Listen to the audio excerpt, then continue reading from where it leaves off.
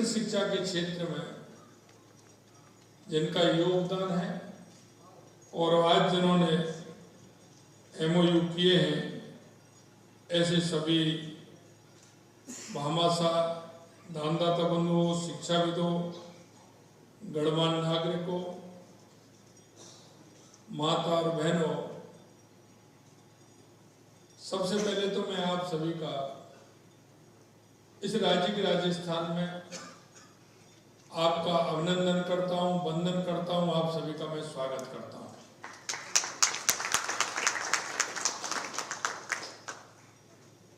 क्योंकि आज जो आपने MOU किए हैं,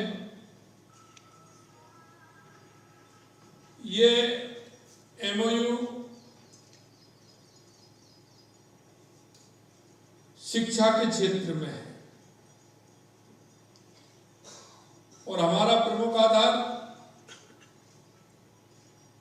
समाज का प्रमुख आधार,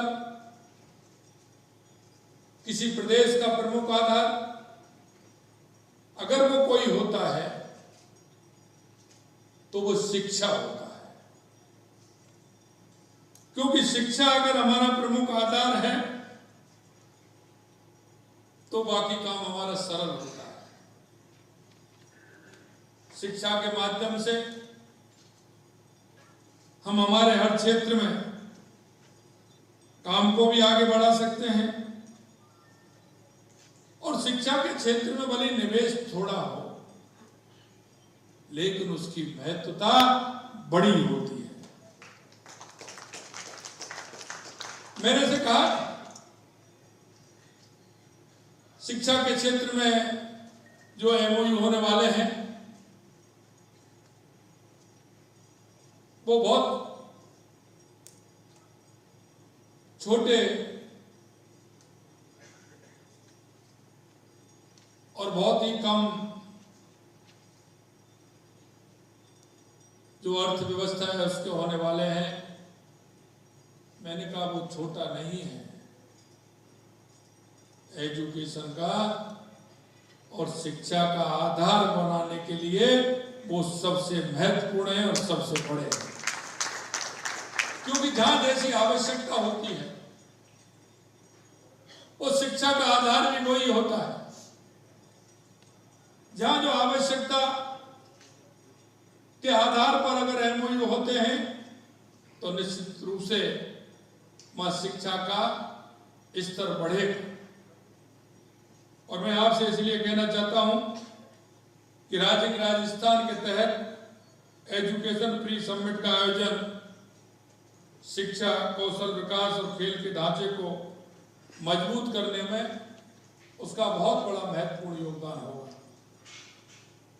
आपको ये जानकर खुशी हुई होगी कि हमारी सरकार अभी तक निवेशकों के साथ लगभग 18 लाख करोड़ रुपए के निवेश MOU कर चुकी है। लेकिन मैं कहना चाहता हूं कि सिर्फ ये संख्या दिखाने के लिए नहीं, हमने कहा कि वास्तविकता में वो MOU जमीन पर उतरना चाहिए और उसका फायदा राजस्थान की जनता को मिलना चाहिए। इसलिए मैं कभी कभी कहता हूं कि जो छोटे MOU होते हैं वो धरातल पर जल्दी आते हैं और वो आम जन के हित में भी होते हैं। मेरे से किसी ने कहा कि उसकी कोई अपन को सीमा रखनी चाहिए। मैंने कहा इसमें कोई एजुकेशन में कोई सीमा नहीं है। मुझे पता है गांव का, ढाणी का जहां आवश्यकता है तकनीकी शिक्षा की, संस्कृत शिक्षा की, कौशल विकास की, जहां आवश्यकता है वहां हम उस व्यवस्था को बनाने का काम करेंगे। और हमारा जो MOU है वो निश्चित रूप से शिक्षा के क्षेत्र में एक अच्छा काम करने वाला है।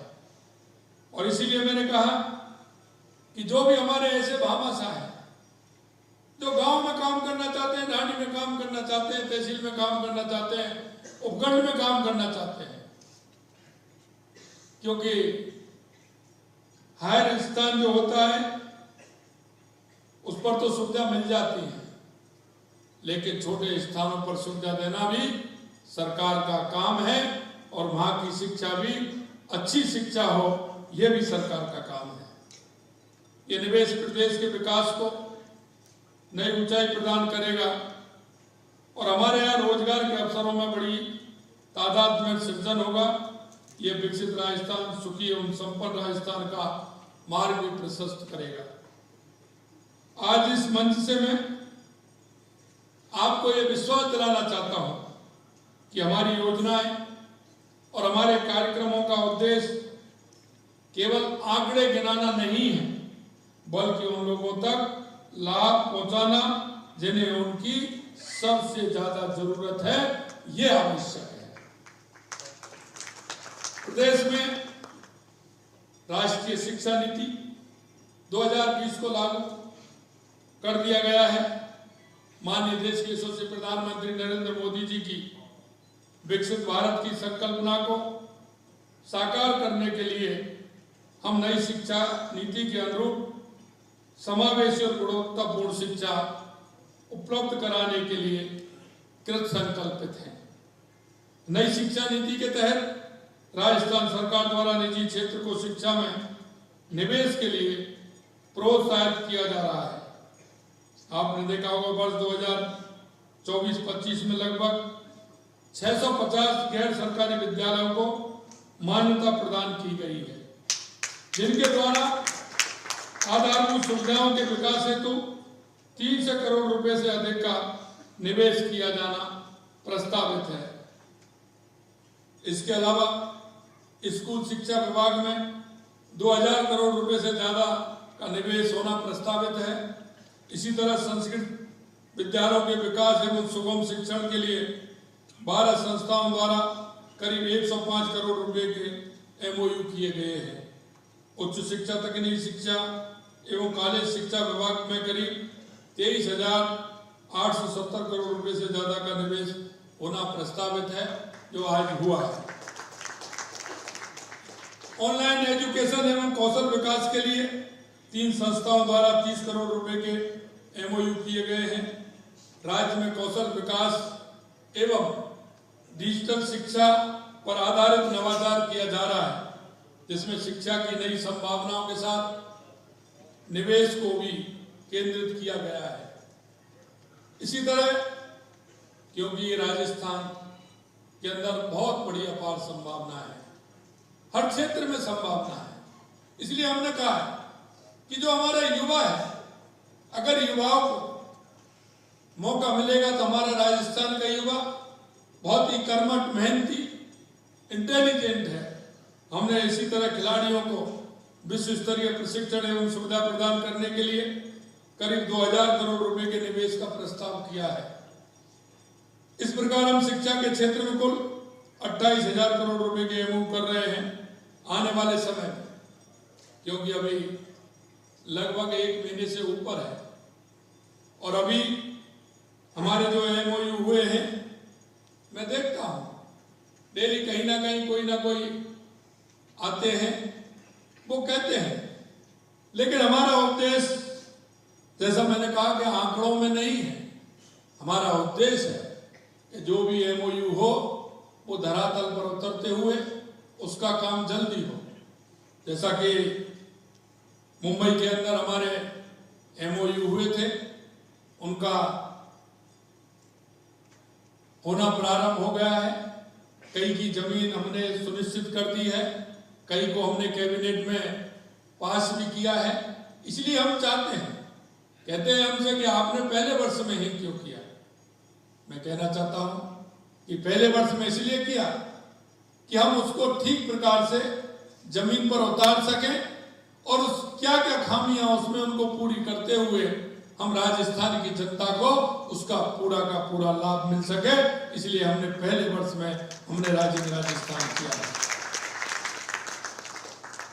आने वाले समय में राज्य में जो भारी निवेश आने वाला है उसे सफल बनाने के लिए हमें कौशल, श्रम शक्ति और बेहतर शिक्षा प्रणाली की आवश्यकता है, जिनसे हम अपने युवाओं को योग्य बनाकर उन्हें अवसर प्रदान कर सकें। हमने एक एजेंसी से सर्वे भी हमने कराने का काम किया है। वो सरकार के हिसाब होने वाला है, सरकार के साथ होने वाला है, क्योंकि आने वाले समय में क्या क्या आवश्यकता और हो सकती है, आने वाले समय में कौन से डिपार्टमेंट के द्वारा या किस एजुकेशन के द्वारा हमारे राजस्थान के युवाओं को रोजगार मिल सकता है। एक देश की सर्वे करानी है, लेकिन एक दूसरे देशों की भी करानी है, क्योंकि आवश्यकता जिन कंट्रियों को है, क्योंकि अभी मैं जापान गया तो उन्होंने मेरे से कहा कि हमें नर्सिंग छात्राओं की आवश्यकता है। हमने उनसे कहा नर्सिंग छात्राओं की आवश्यकता है, लेकिन हम छात्राओं के साथ छात्र भी भेजने वाले हैं। हमने कहा कि हम ऐसे नहीं, हमारा दोनों जाएंगे और आपकी क्या क्या आवश्यकता है वो हमें कराइए। तो उन्होंने हमें 5 साल में 15,000 युवाओं को लेने का उन्होंने एमओयू किया है कि हम राजस्थान से लेकर के आए। इसी तरह जब मैं जर्मनी गया तो वहां के लोगों ने कहा, मेरी जब वहां के अधिकारियों से और वहां के जनप्रतिनिधियों से बातचीत हुई, उन्होंने कहा कि हमें आवश्यकता है, हर क्षेत्र में आवश्यकता है, हम 1 लाख युवा प्रति साल हम आपसे लेंगे। हमने कहा हम 1 लाख नहीं, पहले हम आपको 20,000 देंगे। हमने कहा आपका जो शिक्षा का मापदंड है वो आप यहाँ आकर के पेपर लेंगे, वो ठीक नहीं है। आप आइए, एजुकेशन हब भी आप बनाइए, आपकी क्या मापदंड है वो हमारे राजस्थान में आकर के हम आप एमओयू करिए और उस शिक्षा का जो आपका स्तर है, हमारे युवाओं का पेपर वहीं लीजिए, वहीं उनका रिजल्ट दीजिए और उसके बाद वहां से आप लेकर के आइए। आप यहाँ लेकर के आए, 2 साल 3 साल हमारे युवा वहाँ काम करें और आपके जो मापदंड है उस पर आप अगर उसको किसी तरह से पास नहीं कर पाए तो हमारा युवा कहाँ जाएगा। हमने कहा आप उस शिक्षा के माध्यम से आपका जो अनुरूप शिक्षा आप जो देना चाहते हैं, करना चाहते हैं, आप हमारे साथ एमओयू करके और उसको अच्छी शिक्षा प्रदान करें और उसका पेपर लें और उसके बाद आप वहां लेकर के आए, क्योंकि हम चाहते हैं कि हमारे युवा हर क्षेत्र में आगे, हमारा राजस्थान का युवा हर तरह से सक्षम है। हमने कहा एक बार आप आएंगे तो निश्चित रूप से हम आपकी सहायता कर सकते हैं। इसके लिए पिछले 1 साल में शिक्षा के आधारभूत ढांचे को मजबूत करने में कई महत्वपूर्ण कदम भी उठाए हैं। हमने यही नहीं, हमने कहा कि विभिन्न कंट्रियों की जो भाषा है उस भाषा ज्ञान के लिए भी हम राजस्थान में इस तरह के विद्यालय खोल करके उनको भाषा ज्ञान भी कराएं कि जिससे हमारा किसी कंट्री में जाने वाला हमारा विद्यार्थी है तो उसको किसी तरह से परेशानी नहीं हो, ये भी हम करने वाले हैं। 4,000 से अधिक राजकीय विद्यालयों में 8,000 से अधिक स्मार्ट क्लासरूम की स्थापना की गई है। 16,387 विद्यालयों में विज्ञान एवं गणित किट उपलब्ध करवाई गई है। राज्य के 639 राजकीय विद्यालयों में पीएम श्री विद्यालय के रूप में चयन किया जा चुका है। सह शैक्षणिक गतिविधियों को बढ़ावा देने रियल टाइम मॉनिटरिंग के लिए विद्या समीक्षा केंद्र की स्थापना की जा रही है। बजट में बालिकाओं के लिए हमने सैनिक एकेडमी की स्थापना की घोषणा की है, वो भी हम पूरी करने जा रहे हैं। आप आगे आए और प्रदेश की बालिका को नए अवसर प्रदान करने में अपनी भागीदारी निभाए। 2024-25 में हमने 37 नए राजकीय महाविद्यालय खोले गए हैं, जिनमें 20 सह शिक्षा, 13 कन्या महाविद्यालय, 4 कृषि महाविद्यालय शामिल हैं। सभी जिला मुख्यालयों पर स्थित राजकीय महाविद्यालयों में बीबीए एवं बीसीए पाठ्यक्रम तथा सभी संभाग मुख्यालय पर स्थित राजकीय महाविद्यालयों में MBA एवं MCA पाठ्यक्रम प्रारंभ करवाए गए हैं। सभी जिला मुख्यालयों पर स्थित राजकीय महाविद्यालयों में कंप्यूटर साइंस पाठ्यक्रम प्रारंभ करवाए गए हैं। लघु सीमांत एवं बटाईदार कृषकों तथा खेतिहर श्रमिकों के बच्चों के लिए कॉलेज निधि शुल्क माफ किया गया है। यह भी हमने किया है कि जिससे हमारे गरीब जो बच्चे हैं, जो बटाईदार कृषक खेतिहर श्रमिकों के बच्चे हैं, उनको सुविधा मिल सके, कॉलेज निधि शुल्क माफ किया गया है।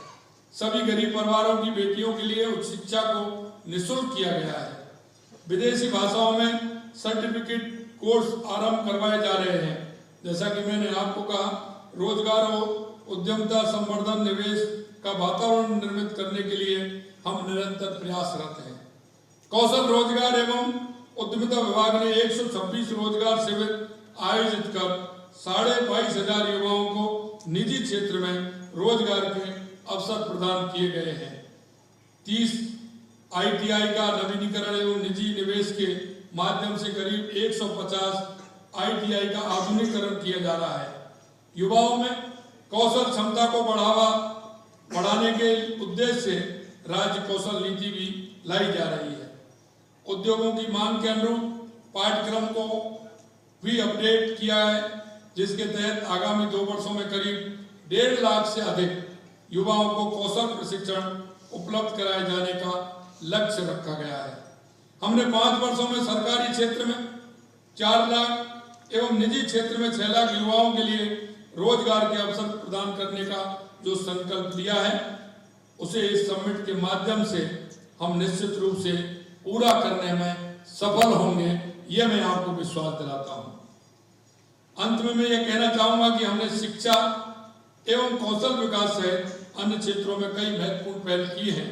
इन योजनाओं से राज्य के हर विद्यार्थी को, विशेषकर ग्रामीण क्षेत्रों में रहने वाले विद्यार्थियों को लाभ पहुंचे, शिक्षा में बराबरी का अवसर मिले, यही हमारा प्रयास है। आप सभी का सहयोग और समर्थन हमारे लिए बेहद महत्वपूर्ण है।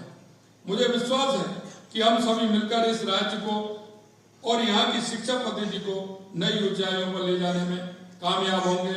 इस भावना के साथ मैं आपसे इतना कहना चाहता हूँ कि आज आपके सहयोग से जो MOU हुए हैं, और मैं उन भामाशाहों को भी धन्यवाद देना चाहता हूँ, क्योंकि गांव के हर गांव में, हर उपखंड में, हर तहसील में ऐसे भामाशाह हैं। और आपके माध्यम से मैं एक निवेदन भी आपसे करना चाहता हूँ कि ऐसे जो भामाशाह हैं, निश्चित रूप से उनका सम्मान भी करना चाहिए, और ऐसे जो ये काम करने वाले हैं उनको आगे लाते हुए उनको प्रोत्साहित भी करना चाहिए, क्योंकि शिक्षा एक ऐसा धन है कि जिसकी हम कल्पना नहीं कर सकते। क्योंकि आज आप सभी इस हॉल में विराजमान हैं, उस शिक्षा की देवी मां सरस्वती का उसमें बहुत बड़ा योगदान है। इसलिए मैं कहना चाहता हूं कि कहते हैं, गांव में कहावत है, व्यक्ति हर चीज में से बांट लेता है। भाई भी बांट लेता है और भी बांट लेते हैं, लेकिन मेरे भाइयों, ये शिक्षा ऐसा धन है कि इसको कोई नहीं बांट सकता। और शिक्षा ऐसा है कि आप जो देने वाले हैं, आप जो देते हैं, क्योंकि शिक्षाविद भी मेरे सामने बैठे हैं, जब आप देते हैं तो मन में एक प्रसन्नता का भाव भी होता है, और मन में ये बात भी आती है कि मैंने जो दिया है निश्चित रूप से आने वाले समय में इस समाज के, इस देश के काम आएगा। मैं अंत में इतना ही कहना चाहता हूँ, इसी भावना के साथ आइए हम सब मिलकर अपने राज्य को एक सशक्त, समृद्ध, उज्जवल भविष्य की कामना को लेकर चलें। हम राजस्थान को विकसित राजस्थान बनाएं। देश के यशस्वी प्रधानमंत्री नरेंद्र मोदी जी जो कहते हैं कि हम भारत को विकसित बनाएंगे, भारत को विकसित बनाने में अपना योगदान दें, क्योंकि यह सबसे महत्वपूर्ण कड़ी है, और शिक्षा के क्षेत्र में जितना करें उतना ही कम होता है। हम राजस्थान हमारा ऊंचाइयों को छुए, इस आशा और विश्वास के साथ आप सभी लोग आए। उन्हें आप सभी को धन्यवाद। मंच पर विराजमान सभी हमारे साथीगणों का धन्यवाद। आप आए सबको बहुत बहुत धन्यवाद। जय हिंद, जय भारत, जय राजस्थान।